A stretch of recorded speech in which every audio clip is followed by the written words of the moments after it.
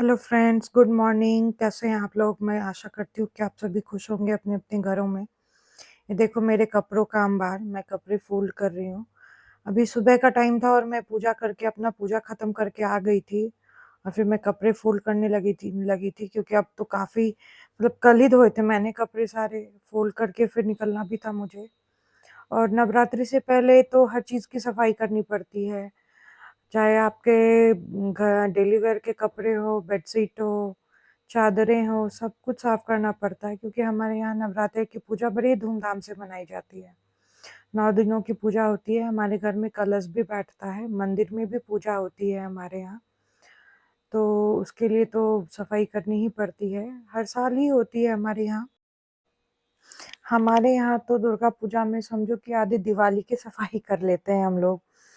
और ये देखो मैं अपने बेडशीट तक को धो के फ़ोल्ड कर रही हूँ। बेडशीट को फ़ोल्ड करके फिर उनके अंदर मेरी ना एक सी आदत सी हो गई है कि मैं बेडशीट के अंदर ही उसके कवर को रख देती हूँ। बेडशीट के अंदर कवर को फ़ोल्ड करके रख देती हूँ ताकि जब मैं बेडशीट निकालूँ तो फिर मुझे बेडशीट के साथ पिलो कवर भी मिल जाए। और ये देखो मैंने ना पलंग पलंग में एक स्लाइडिंग है मेरे बेड में।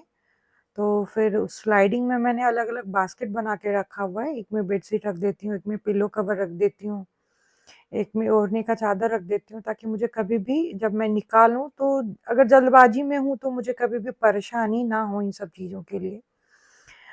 और मैं सारे बास्केट में अरेंज करके एक में बेडशीट वग़ैरह सारे रख देती हूँ और धीरे-धीरे मैंने घर की सफाई भी शुरू कर दी थी क्योंकि सफाई तो अभी तो 9 दिनों में सफाई छोड़ नहीं सकती ना, सफाई तो करनी ही पड़ेगी। सफाई मैंने कर ली थी, डस्टिंग कर लिया था। उसके बाद मैं चली गई थी पूजा के लिए व्रत का नाश्ता समझ लो, खाना समझ लो, जो भी समझ लो वो बनाने के लिए।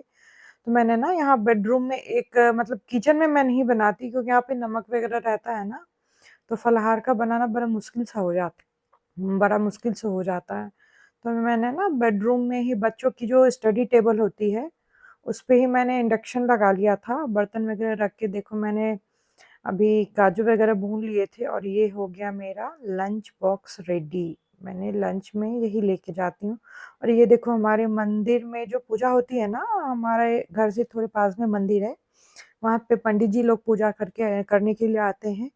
तो उसी का कलश स्थापन था, उसी का मैं एक छोटा-सा वीडियो लेकर आई थी और ये देखो माता की मूर्ति अभी आधी अधूरी है, बन ही रही है, 9 दिनों में वो बन के तैयार हो जाएगी।